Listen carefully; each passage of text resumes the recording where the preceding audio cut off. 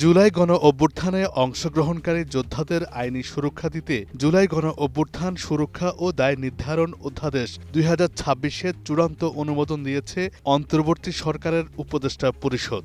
তবে সরকারি বাহিনী, সংস্থা বা প্রতিষ্ঠানের সদস্য হত্যায় জড়িতদের জন্য দায়মুক্তির সুযোগ রাখা হয়নি। ফলে প্রশ্ন উঠেছে, ফ্যাসিস্ট সরকারের পতনের জন্য জীবন বাজি রাখা জুলাই যোদ্ধারা কি শেষ পর্যন্ত ঝুঁকিতেই রয়ে গেলেন? দৈনিক কালের কণ্ঠের এক প্রতিবেদনে এমন বিষয় উঠে আসে।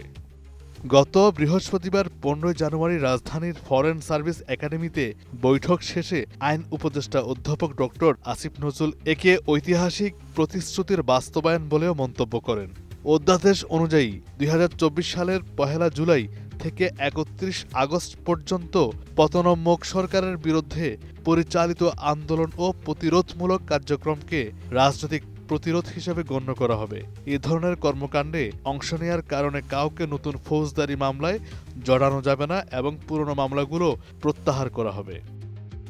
তবে অধ্যাদেশের ধারা ৫-এ স্পষ্ট বলা হয়েছে, জুলাই যোদ্ধাদের বিরুদ্ধে নিহতের অভিযোগ উঠলে বিষয়টি জাতীয় মানবাধিকার কমিশনে দাখিল করা যাবে এবং কমিশন তদন্ত প্রতিবেদন দেবে।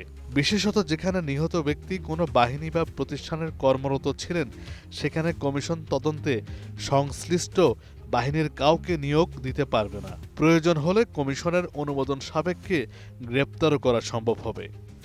প্রতিবেদনে বলা হয়, মানবাধিকার কমিশনের তদন্তে যদি দেখা যায় সংশ্লিষ্ট হত্যাকাণ্ড রাজনৈতিক প্রতিরোধ নয় বরং বিশৃঙ্খল পরিস্থিতির ব্যক্তিগত বা অপরাধমূলক অপব্যবহার, তখন কমিশন আদালতে প্রতিবেদন দাখিল করবে।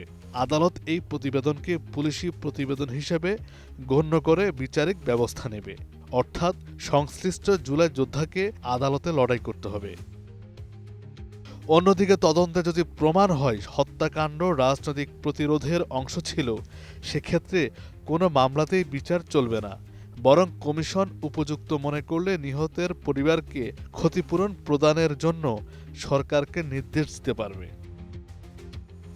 বিষয়টি নিয়ে সরকারের কোনো দায়িত্বশীল কর্মকর্তা আনুষ্ঠানিকভাবে মন্তব্য করতে রাজি না হলেও আইন মন্ত্রণালয়ের এক কর্মকর্তা নাম প্রকাশ না করার শর্তে জানান, এটি মূলত সরকারি বাহিনীর সদস্য হত্যার ঘটনাকে কেন্দ্র করে। তিনি বলেন, যদি প্রমাণ হয় সরকারি বাহিনীর কারো বিরুদ্ধে ব্যক্তিগত স্বার্থে আক্রমণ করা হয়েছিল, তবে দায়মুক্তি প্রযোজ্য হবে না। অধ্যাদেশ কার্যকর হলে রাজনৈতিক প্রতিরোধের নামে দায়মুক্তির অপব্যবহার ঠেকবে, এমন ধারণা অনেকের। তবে মাঠের জুলাই যোদ্ধাদের প্রশ্ন, যারা জীবন বাজি রেখে ফ্যাসিস্ট সরকারের পতন ঘটিয়েছেন, তাদের জন্য দায়মুক্তি কি শেষ পর্যন্ত শর্ত সাপেক্ষে রয়ে গেল?